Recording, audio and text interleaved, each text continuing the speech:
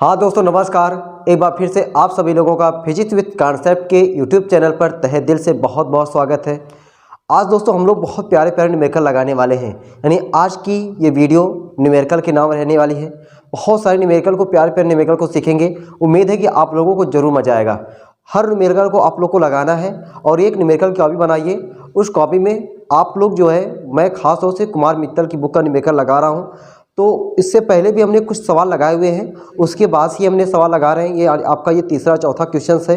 बाकी 2-3 क्वेश्चन और पहले हो चुके हैं। कार ऊर्जा जब हमने पढ़ा था ना, कार में, उसमें बताया है। तो आज के क्वेश्चंस को लगाते हैं। क्वेश्चन बहुत ही मज़ेदार है, बस केवल आप लोग देखिए, साथ साथ लगाइए, बहुत ही मज़ा आने वाला है। हम लोग भाई क्वेश्चन नीचे से लगाते हैं, ठीक है, यानी इस वाले क्वेश्चन से शुरुआत करते हैं। देखिए भाई, क्वेश्चन को पढ़ते पहले ध्यान से। क्वेश्चन में क्या कह रहा है कि एक गेंद को 10 मीटर की ऊंचाई से, कोई गेंद है, उस गेंद को 10 मीटर की ऊंचाई से गिराया जाता है।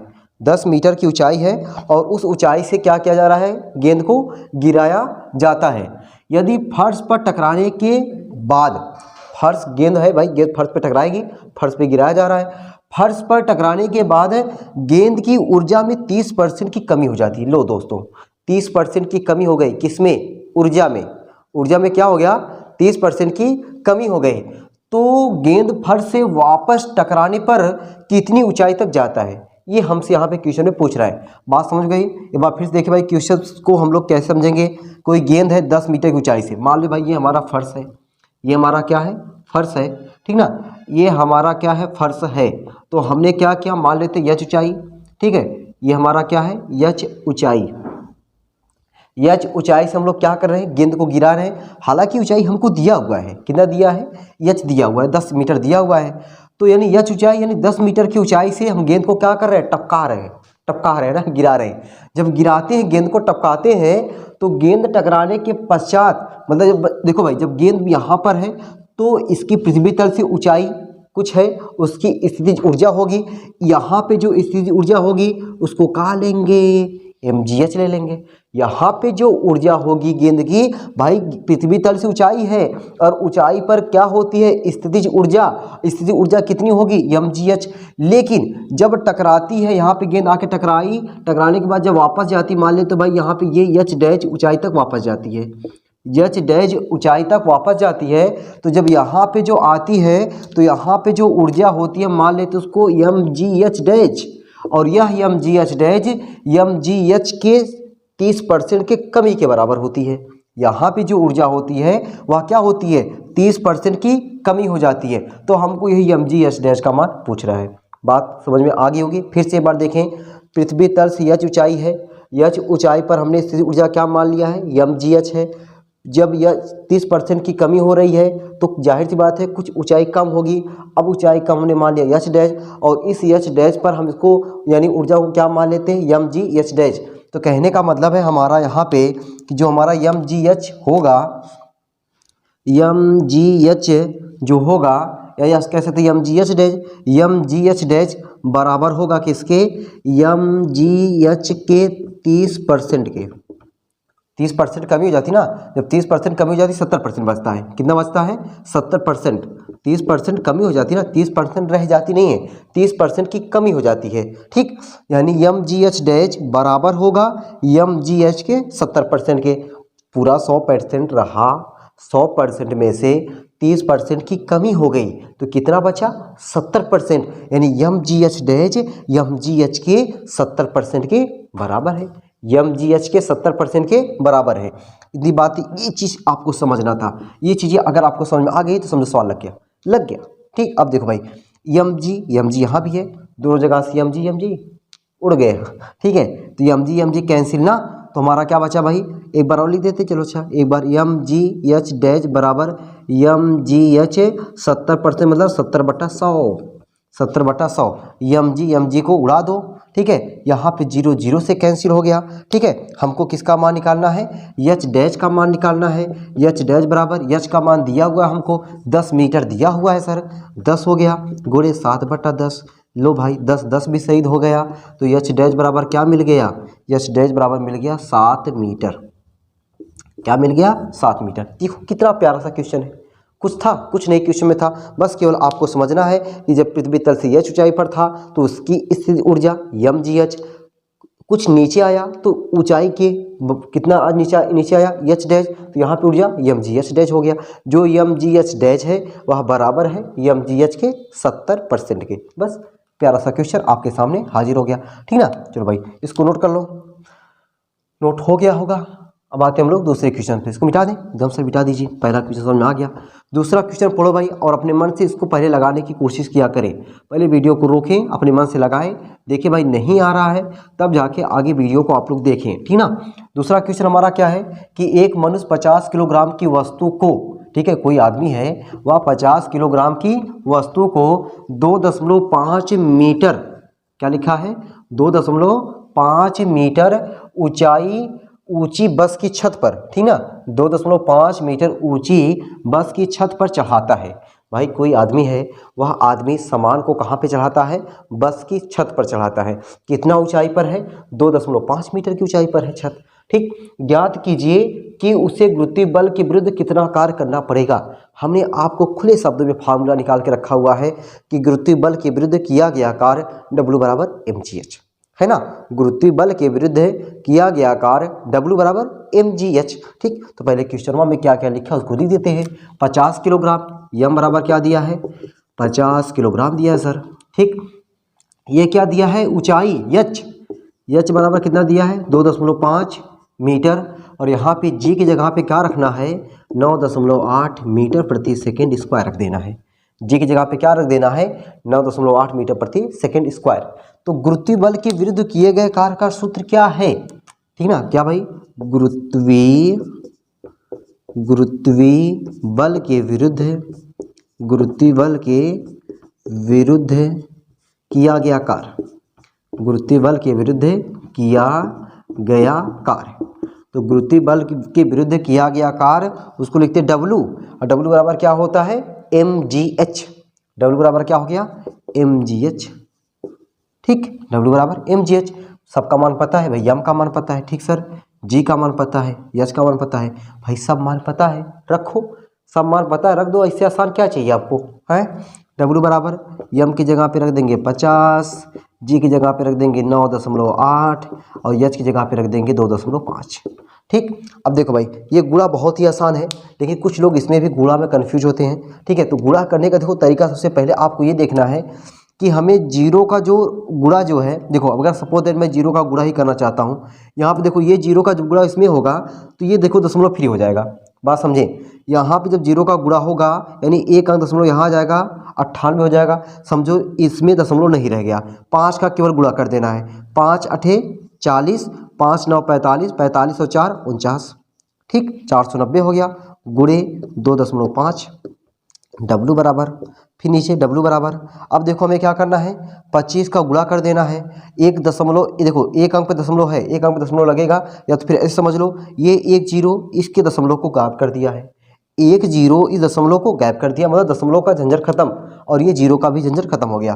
25 का गुणा 9 में, 25 नवैया होता है 225, 225 को लिखेंगे 5 हासिल, देखो भाई 225 ऐसे होता है, 225 को 5 हासिल 22 आ गया, 25 चौका 100, 100 और 22 122 हो गया, 122, बस ये आपका आंसर हो गया। W है, कार है, कार का मात्रक क्या होता है सर, जूल होता है, आपको कार का मात्रक क्या हो गया, जूल हो गया, ठीक है, 1225 जूल, ठीक। यानी उस आदमी को, जो 50 किलोग्राम का आदमी है, उस 50 किलोग्राम के आदमी को 2.5 मीटर ऊंचाई यानी 2.5 मीटर ऊंचाई की छत पर, ठीक है, सामान को चढ़ाता है, तो उस आदमी को गुरुत्वीय बल के विरुद्ध 1225 जूल कार्य करना पड़ेगा उस सामान को रखने के लिए।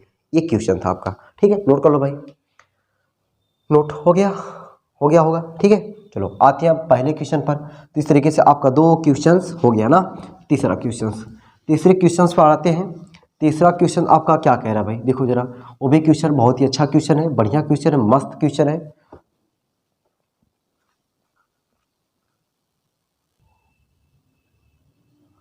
हाँ दोस्तों ये देखिए, इसमें क्वेश्चन में क्या है कि 50 ग्राम की एक गोली है, गोली कैसी है, 50 ग्राम की कोई गोली है और 600 मीटर प्रति सेकंड के वेग से एक लक्ष्य से टकराती है।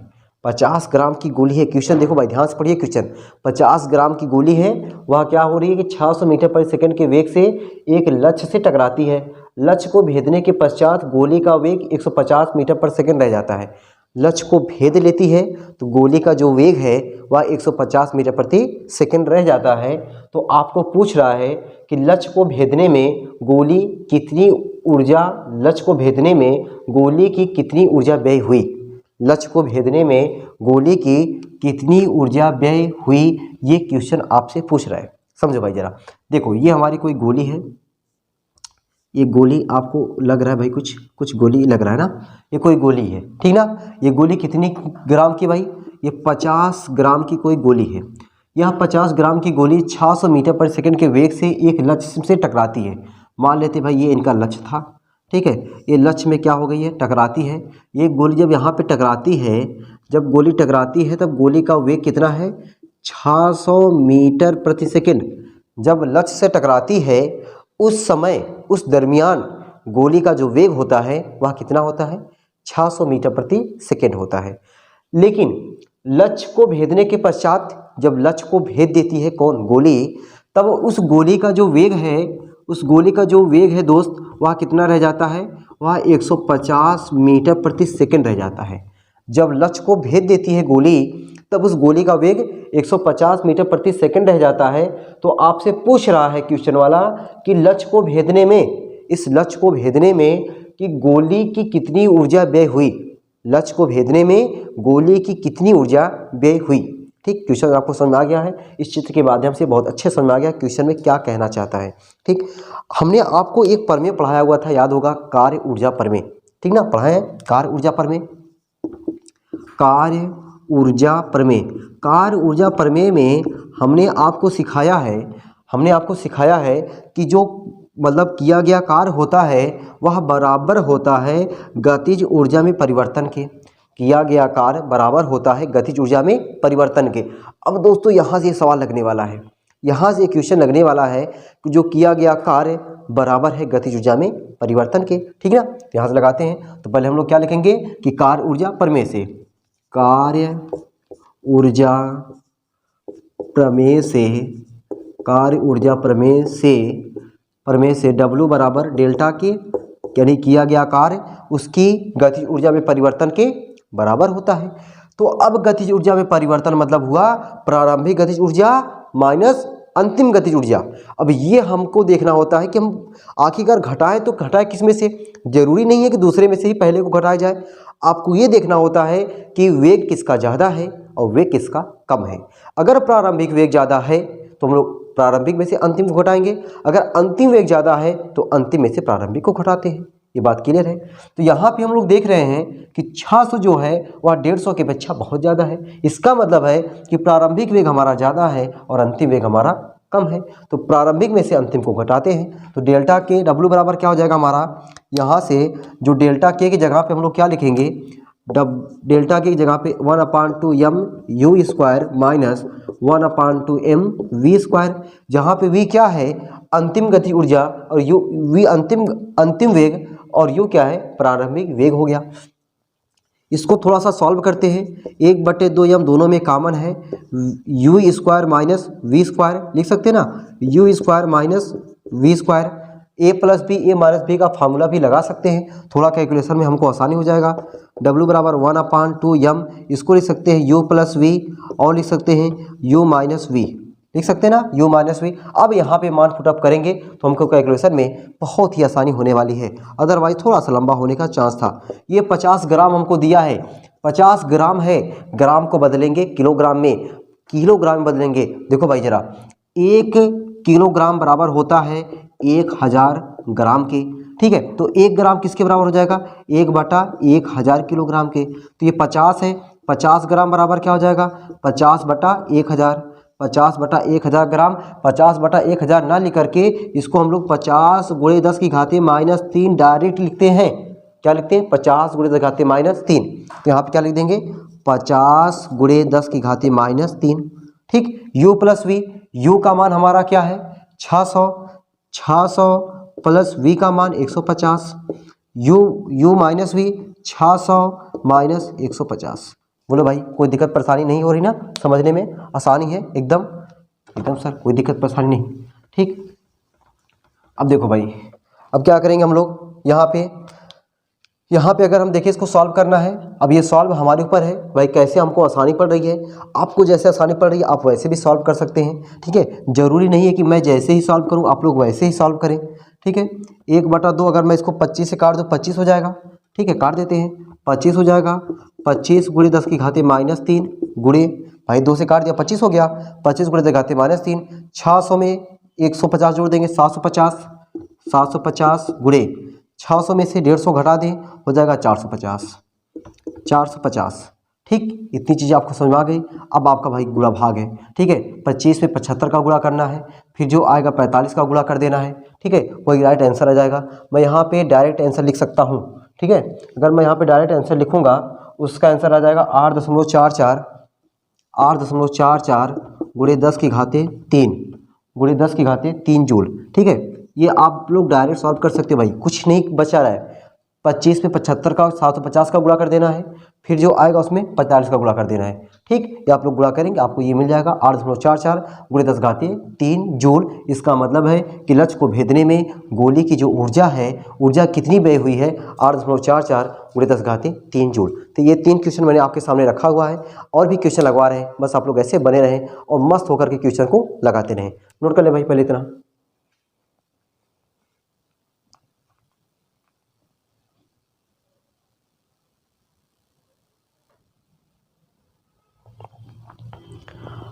हाँ दोस्तों देखिएगा, अभी हमने आपके सामने 3 क्वेश्चन लगाया हुआ है और तीनों क्वेश्चन उम्मीद है आपको जरूर समझ में आए होंगे। इस टाइप के हमने 2 क्वेश्चंस और आपके सामने रख रहे हैं, बहुत ही मज़ेदार क्वेश्चंस।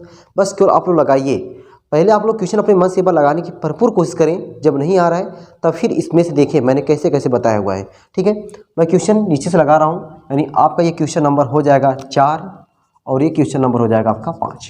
ठीक, चौथे क्वेश्चन पर आते हैं, यानी 5वें क्वेश्चन पर।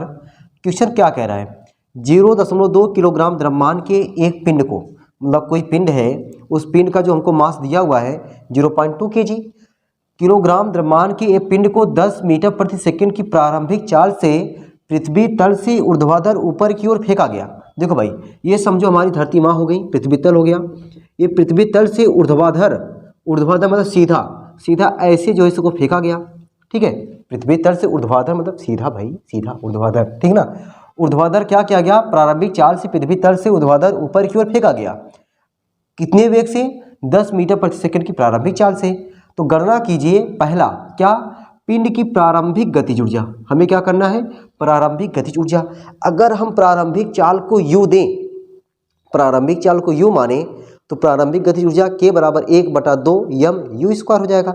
तो वही हमें निकाल देना है, k बराबर 1/2 m u स्क्वायर निकाल देना है, पहला निकाल देते हैं। ठीक है, तो कहने का मतलब है कि प्रारंभिक गतिज ऊर्जा, पहला क्वेश्चन आपके सामने, तो गतिज ऊर्जा डायरेक्ट लिख रहा हूँ, k बराबर क्या हो जाएगा, 1/2 m u स्क्वायर होगा ना, 1/2 m u स्क्वायर। u क्या है, प्रारंभिक गतिज, प्रारंभिक वेग है। m क्या है, द्रव्यमान, जो कितना है 0.2 kg मान रखते हैं। k बराबर 1/2 m की जगह पे 0.2 और u की जगह पे 10 दिया है ना, 10 मीटर प्रति सेकंड की प्रारंभिक चाल से ना। देखो भाई कहाँ गया, 10 मीटर प्रति सेकंड, हाँ 10 दिया है, यानी हो जाएगा 10 गुणे 10। ये देखो 2 से कटा, लेकिन यहाँ पे 0.1 बचा, तो 10 दहा में 100, 10 दहा में 100 तो लिख दिया हमने, एक अंक तो ये वाला दशमलव लगा दिया, क्या बचा 10। तो k बराबर क्या मिल गया हमको, 10 जूल मिल गया। ठीक ना, k बराबर हमको क्या मिल गया, 10 जूल मिल गया। मतलब जो पिंड है उस पिंड की प्रारंभिक गतिज ऊर्जा हमारी क्या है, 10 जूल है। अच्छा, आगे क्वेश्चन में क्या कह रहा है, दूसरा क्वेश्चन, ये तो पहला क्वेश्चन हो गया। दूसरा क्वेश्चन हमसे कह रहा है, अधिकतम ऊंचाई पर पहुंचने पर पिंड की स्थितिज ऊर्जा, अधिकतम ऊंचाई पर, अधिकतम ऊंचाई पर पहुंचने पर पिंड की स्थितिज ऊर्जा क्या होगा, ये पूछ रहा है। अब दोस्तों जरा समझिएगा ध्यान से, जब पिंड पृथ्वी तल पर रहेगा, जब पिंड पृथ्वी तल पर रहेगा तो उसकी गतिज ऊर्जा k बराबर 1/2 m v स्क्वायर होगी और स्थितिज ऊर्जा u बराबर 0 होगा। ये बात आपको समझ में आ रही है। पृथ्वी तल पर पिंड की गतिज ऊर्जा के बराबर 1/2 m v स्क्वायर या u स्क्वायर, कुछ भी कह सकते हो भाई, वे डिपेंड करेगा उसके वेग के ऊपर। अगर u मानोगे वेग तो u स्क्वायर लिखोगे, वेग v मानोगे तो v स्क्वायर लिखेंगे। लेकिन स्थितिज ऊर्जा u बराबर 0, काहे की 0? काहे कि भैया कि पृथ्वी तल पर ऊंचाई कुछ नहीं है, पृथ्वी तल से पृथ्वी तल पर है भाई। ये अगर यहाँ पर ऊंचाई हम पूछे, यहाँ से इस पर ऊंचाई कुछ नहीं, ऊंचाई है ना, ऊंचाई कुछ है? कुछ नहीं। तो पृथ्वी तल से ऊंचाई कुछ है? नहीं है, पृथ्वी तल पर ही है। h बराबर 0, तो h 0 तो u बराबर 0। ठीक, इतनी बात सहमत है आप लोग? तो यहाँ पे आपको क्या सीखने को मिला कि आपका क्या है, स्थितिज ऊर्जा 0। अच्छा, लेकिन अधिकतम ऊंचाई पर मान चलो भाई, यहाँ पे अधिकतम ऊंचाई पर जैसे जैसे पिंड ऊपर की ओर जाएगा, जैसे जैसे पिंड ऊपर की ओर जाएगा, पिंड का वेग क्या होगा? पिंड का वेग क्या होगा? सोचे जरा, पिंड का वेग घटेगा, घटेगा, घटेगा, और एक समय ऐसा आएगा कि अधिकतम ऊंचाई पर पिंड का वेग शून्य हो जाएगा और वहाँ से पिंड नीचे आना शुरू हो जाएगा। जैसे जैसे पिंड ऊपर की ओर जाएगा, पिंड का वेग क्या होगा? घटेगा, और एक समय ऐसा आएगा कि अधिकतम ऊंचाई पर पिंड का वेग शून्य हो जाएगा। तो अधिकतम ऊंचाई पर वेग हो जाता है 0, वेग 0 होने की वजह से के क्या हो जाएगा? 0 हो जाएगा। लेकिन यहाँ पे जो स्थितिज ऊर्जा u बराबर क्या मिलेगा?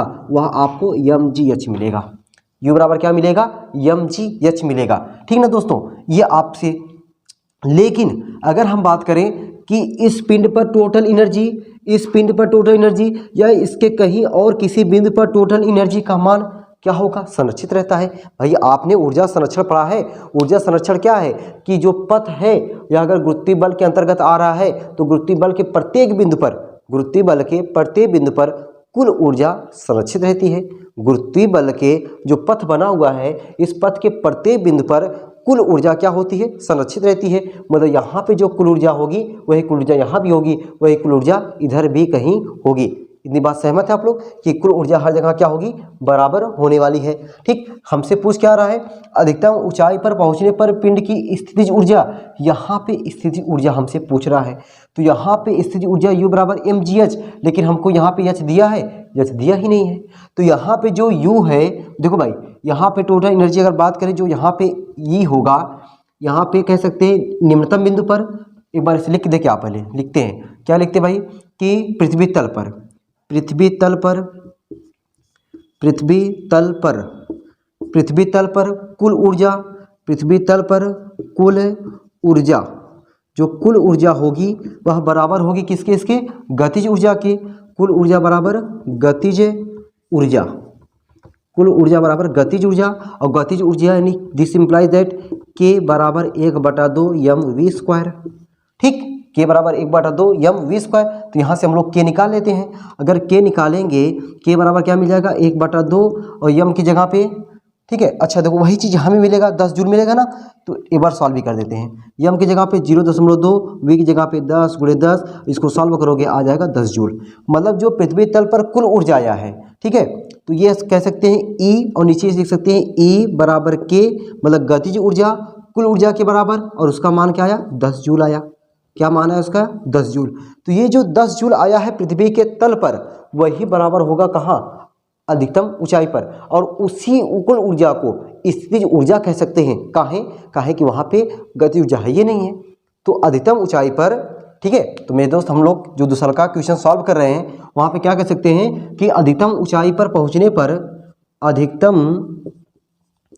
अधिकतम ऊंचाई पर पहुँचने पर, या अधिकतम ऊंचाई पर क्यों लिख सकते हैं? अधिकतम ऊंचाई पर जो स्थितिज ऊर्जा होगा, स्थितिज ऊर्जा होगा, वह बराबर होगा किसके? कुल ऊर्जा के। स्थितिज ऊर्जा बराबर होगा किसके? कुल ऊर्जा के। काहे कि वहाँ पे गतिज ऊर्जा ही नहीं है। स्थितिज ऊर्जा बराबर हुआ कुल ऊर्जा के, और कुल ऊर्जा का मान क्या है? 10 जूल। यानी हमें स्थितिज ऊर्जा क्या मिल गया? स्थितिज ऊर्जा बराबर क्या मिल गया हमको? 10 जूल मिल गया।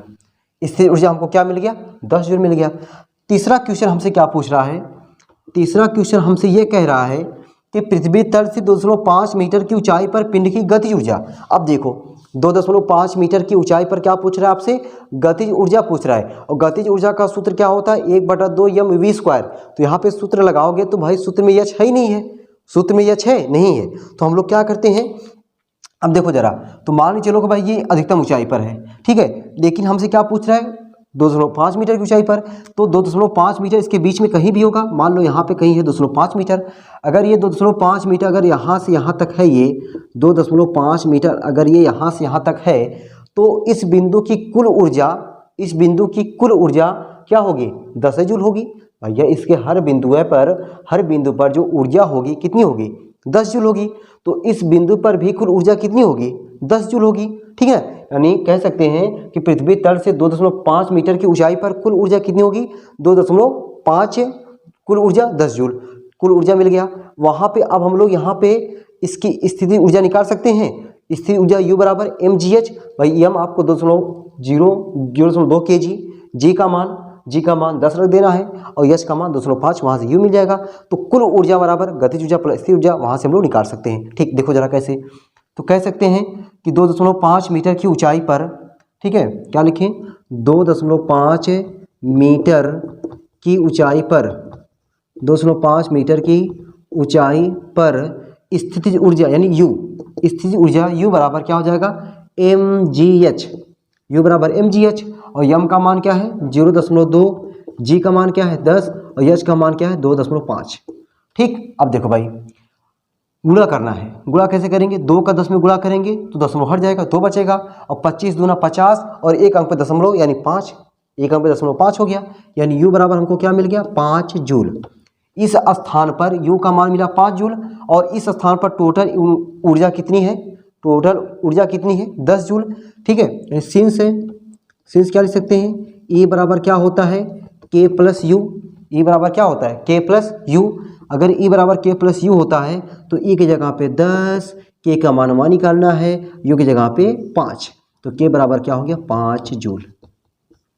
यानी पृथ्वी तल से 2.5 मीटर की ऊंचाई पर गतिज ऊर्जा कितना आया है? 5 जूल आया है। यानी 5 जूल गतिज ऊर्जा, 5 जूल स्थिर ऊर्जा और कुल ऊर्जा 10 जूल। ठीक, तो ये रहा आपका ये वाला क्वेश्चन। उम्मीद है जरूर आपको समझ में आया होगा। कहीं भी अगर थोड़ा सा डाउट है, वीडियो को पीछे ले जाओ, फिर से देखो, आपको पूरा समझ में आएगा। ठीक है, दोबारा बताने से बढ़िया है कि आप लोग वीडियो को फिर से देखें। ठीक है, चलो भाई ये क्वेश्चन नोट कर लो, बढ़िया क्वेश्चन था।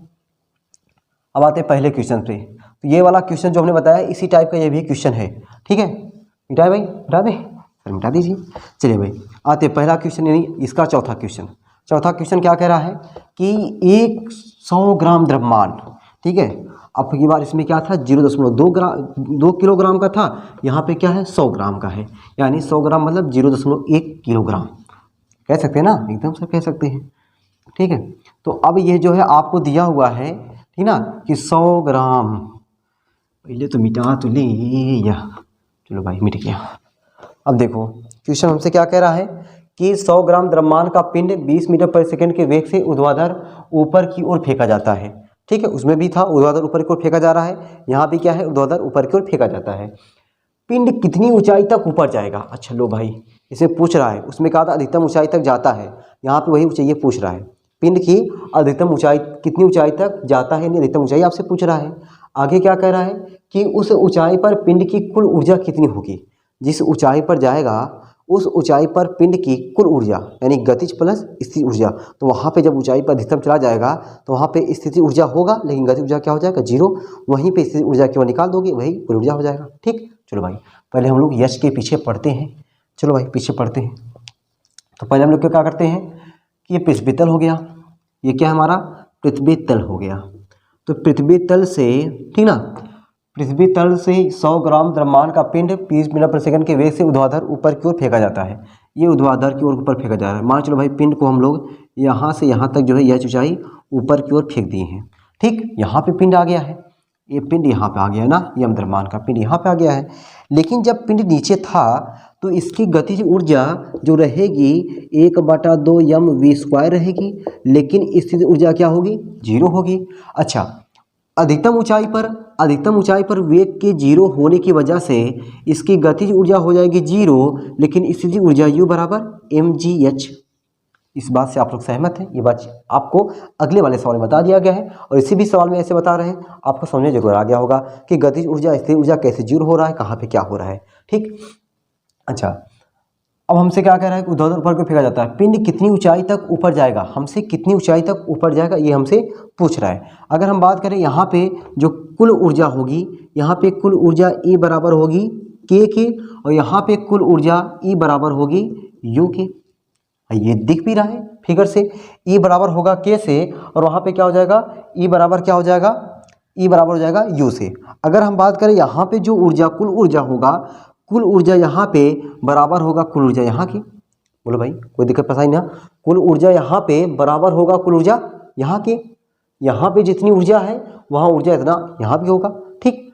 तो हम लोग अब यही चीज़ से लगाते हैं, तो कुल ऊर्जा यहाँ पे ना, तो कहने का मतलब है कि पृथ्वी के तल पर कुल ऊर्जा बराबर है अधिकतम ऊंचाई पर कुल ऊर्जा। तो इसको लगाते हैं भाई, तो क्या लिख देंगे हम लोग, पृथ्वी तल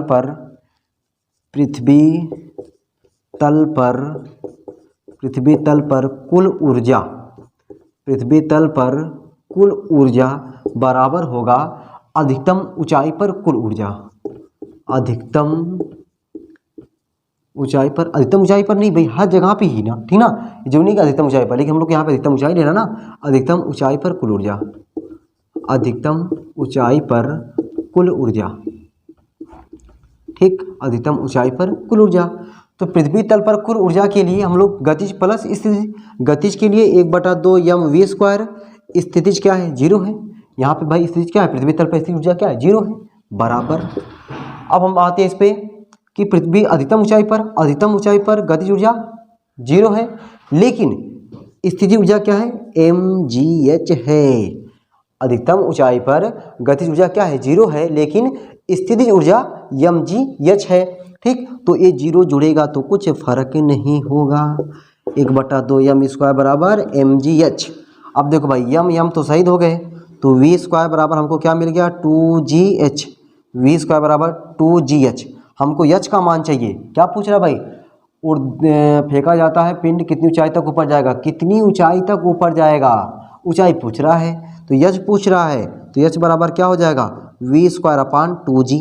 v का मान पता है, यस सर 20 मीटर पर सेकेंड हमको दिया हुआ है, तो h बराबर क्या हो जाएगा, v की जगह पे 20 का स्क्वायर यानी 20 × 20 बटे 2 × g का मान 10 दिया हुआ है, तो 0 0 को शहीद कर दो, 2 को भी उड़िया दो, तो आपको h का मान क्या मिल गया, आपको h बराबर मिल गया 20 मीटर। h का मान आपको क्या मिल गया 20 मीटर, मतलब पिंड कितनी ऊंचाई तक जाएगा, 20 मीटर की ऊंचाई तक ऊपर जाएगा। जो अच्छा 20 मीटर की ऊंचाई तक ऊपर जा रहा है, ठीक है, उस ऊंचाई पर पिंड की कुल ऊर्जा ज्ञात कीजिए। तो हमने बताया भाई अधिकतम ऊंचाई पर पिंड की कुल ऊर्जा उसकी स्थितिज ऊर्जा के बराबर है, यानी कुल ऊर्जा बराबर क्या लिख सकते हैं, पिंड की स्थितिज ऊर्जा, ठीक। तो क्या लिखेंगे यहाँ पे, अधिकतम ऊंचाई पर, अधिकतम ऊंचाई पर पिंड की कुल ऊर्जा, पिंड की कुल ऊर्जा बराबर होगी किसके, स्थितिज ऊर्जा के, पिंड की कुल ऊर्जा बराबर होगी स्थितिज ऊर्जा के। तो कुल ऊर्जा को लिखते हैं U से, स्थितिज ऊर्जा को लिखते हैं U से, ठीक है। E बराबर U की जगह पे mgh, E की जगह पे E बराबर m की जगह पे, अच्छा 100 किलोग्राम है, 100 ग्राम है, ग्राम को किलोग्राम में बदलेंगे तो 100 × 10⁻³ और g की जगह पे 10, और h की जगह पे क्या हो जाएगा, h हमने निकाला है 20 निकाल दिए हैं, h कितना निकाल दिए हैं भाई 20। अब गुणा कर दो, 2 × 1 = 2, मतलब 2 ही रहेगा, 2 हुआ, 2 कितना 0, 2 यहाँ का, 1 यहाँ का, 1 यहाँ का, 2 2 4, 1 2 3 4 गुणे 10⁻³ 4 है, यहाँ पे 3 है भाई, 1 बचेगा यानी 20 हो जाएगा। E बराबर 20 जूल। अधिकतम ऊंचाई पर पिंड की कुल ऊर्जा कितनी हो गई, 20 जूल हो गई। तो भाई ये इस तरीके से आपके ये सारे क्वेश्चन रहे जो मैंने आपके सामने प्रस्तुत किए हैं। उम्मीद है कि आपको ये सब क्वेश्चंस बहुत ही अच्छे से समझ में आ रहे होंगे, ठीक है। समझ में आ रहा है ना भाई, स्क्रीनशॉट वगैरह नोट करना हो भाई नोट कर लो, ठीक है, नोट कर लो, और कुछ क्वेश्चंस बताया जाए।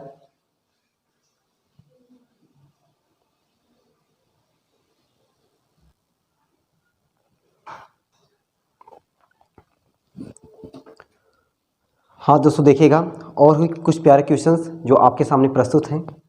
वहाँ क्वेश्चंस में हमने देखो भाई ये क्या लिखा हुआ है कि एक व्यक्ति है और एक रोलर को, ठीक ना, एक रोलर को क्षैतिज से 60 अंश के कोण पर 20 किलोग्राम भार का बल लगा करके, ठीक ना, 20 किलोग्राम भार का बल लगा करके खींच रहा है। मतलब सपोज दैट ये हमारा कोई रोलर हो गया, ठीक, ये रोलर हो गया, ठीक ना। तो इस रोलर को, ठीक, कोई व्यक्ति है वह क्षैतिज से 60 अंश के कोण पर, मतलब यहाँ से क्या कर रहा है कि 60 अंश के कोण पर, 60 अंश के कोण पर 20 किलोग्राम भार, 20 किलोग्राम भार, ठीक, 20 किलोग्राम भार का बल लगा करके खींच रहा है। यदि व्यक्ति रोलर को 1 मिनट में 10 मीटर की दूरी तक खींच सके, 1 मिनट में आपको टाइम दिया हुआ है टी, 10 मीटर की दूरी यस दिया हुआ है, खींच सके, तो व्यक्ति द्वारा लगाई गई शक्ति का परिकलन कीजिए। आपको शक्ति निकालना है, पी निकालना है। आपको बताया गया भाई शक्ति की परिभाषा पी बराबर होता है W/T। कार्य करने की समय दर को शक्ति कहते हैं, पी बराबर W/T, ठीक ना। तो फार्मूला हमारा क्या होता है भाई, पी बराबर होता है W/T, पी बराबर होता है W/T, और W की जगह पे क्या लिख सकते हैं, FS cos θ/T लिख सकते हैं ना। W बराबर FS cos θ, मेरे भाई बल लग रहा है, विस्थापन लग रहा है, कोण है, तो W बराबर FS cos θ, W बराबर FS cos θ/T। अब देखो भाई F की जगह पे हम लोग क्या लिखेंगे, mg, और यस थीटा जगह पे क्या लिख देंगे, 60 अंश बटे T। अब सबका मान यहाँ पे रख देते हैं, सबका मान रख करके कैलकुलेशन कर देंगे, हमारा आंसर फट पड़ के सामने आ जाएगा। देखो भाई यम की जगह पे क्या लिखना है हमारा, 20 किलोग्राम ना, 20 किलोग्राम, यम की जगह पे हो जाएगा 20, जी की जगह पे, जी की जगह पे रखना है 10, यस, यस की जगह पे 10 मीटर, और का 60 अंश, का 60 अंश का मान याद होना चाहिए 1/2 होता है, ठीक, का 60 अंश का मान 1/2 बटे टी, टी मतलब कितना दिया, 1 मिनट, और मिनट को सेकंड बदल देंगे हो जाएगा 60 सेकंड। बस इसी को हल कर दो भाई, 1 0 को उड़ा दो, ठीक ना, 2 को उड़ा दो, 10 10 में 100, 100/6, पी बराबर 100/6, 100/6 लिखो, या 50/3, 50/3 मतलब 16 3 48, 16.7, 16.7 वाट, क्या कहते हैं इसको, 16.7 वाट। बस कितना प्यारा सा क्वेश्चन था, कुछ है क्वेश्चन में, कुछ नहीं है, ठीक ना। तो आपको जरूर इंटरेस्ट आ रहा होगा क्वेश्चन लगाने में, इंटरेस्ट आ रहा होगा तो लाइक जरूर करेंगे भाई। तो इतना चीज़ें हो गई, इसको नोट कर लो।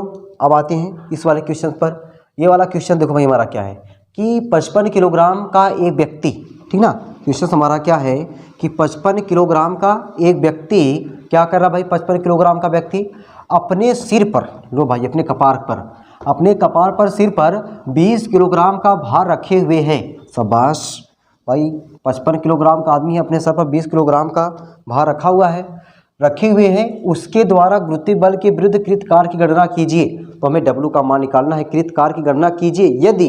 यदि यहाँ, हमारे यहाँ नहीं, यहाँ यदि वह 20 मीटर की दूरी तय करे, कब 20 मीटर की दूरी तय करे भाई, किस कंडीशन में निकालना है, पहला एक क्षैतिज सड़क पर, दूसरा एक ऐसे अनतल पर जिसका क्षैतिज से झुकाव थीटा, यानी झुकाव मतलब होता है कोण, वह आपको कोण दिया हुआ, थीटा दिया हुआ है, ठीक। तो लगाते भाई पहला चीज, तो भाई हमारे कोई व्यक्ति है, कोई आदमी है, कोई इंसान है, ये इंसान हो गया भाई, ठीक है।